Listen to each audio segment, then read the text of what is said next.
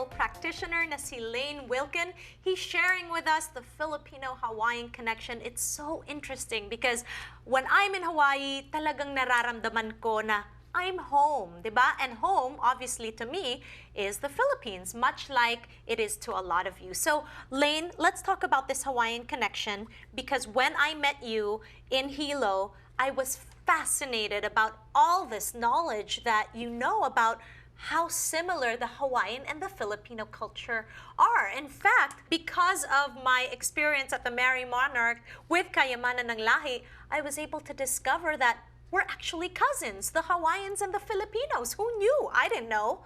I'm sure a lot of people didn't know. So how similar are we with the Hawaiians? We all come from the same ancestors. That's how similar we are.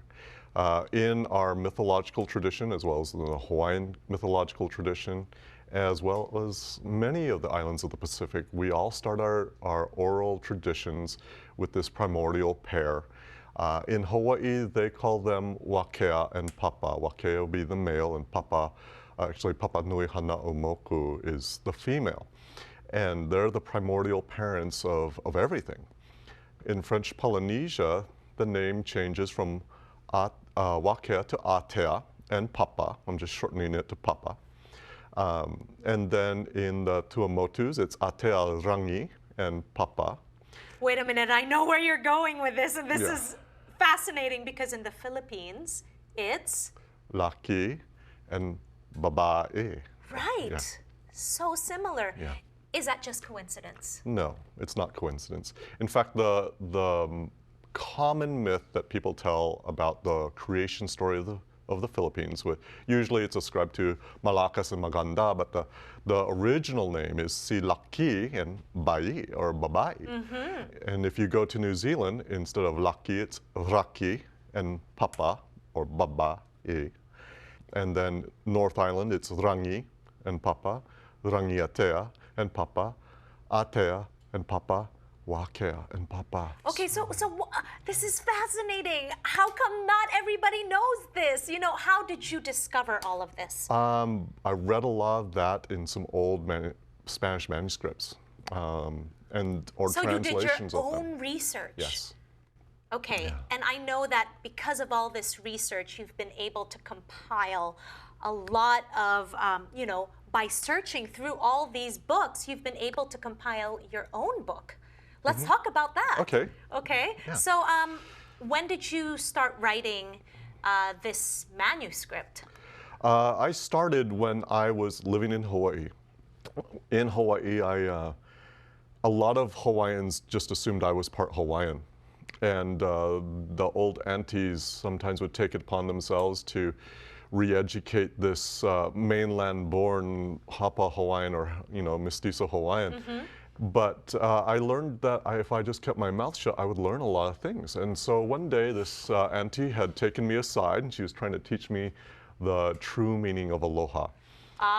This is interesting because it just goes to show when an auntie is talking to you, zip it. Right? Right. listen. Okay, you go learn ahead. a lot of things that way. So she was trying to tell me the true meaning of aloha. And aloha is two words, actually. It's alo, to go with or to share, and ha, the breath of life. Mm-hmm. And she said when we Hawaiians would greet anciently, we would put our noses close together and snort and or sniff. Sniff. Sniff. Yeah. And I had this flashback to my Lola. When she would visit, she would grab my face. And my Lola did that too. Yeah. I think a lot of Filipino Lolas do that where when they kiss you, they smell you, right? Right. And that's what aloha is. Aloha is the meaning of that practice. And so I was excited. I called up my mom. Mom, what's that sniffy kiss that grandma does? And she said, well, in Ilocano, because I'm Ilocano, my mom said we call it ongo. Ongo. Yeah, ongo. And in Hawaiian, the practice is called honi. That's the act, is honi. In New Zealand, they call it hongi. Mm-hmm. In some tribes of New Zealand, they don't pronounce the H, so they say ongi, ongi, ongo. And so I thought, wow. And so again, It's not coincidence. It's not coincidence, right? Okay. And so if that's similar, what else is similar? And so I Right. started compiling just cultural similarities at first between Hawaiian traditions and Filipino traditions. Lane, this is groundbreaking because there's no other book like this. No.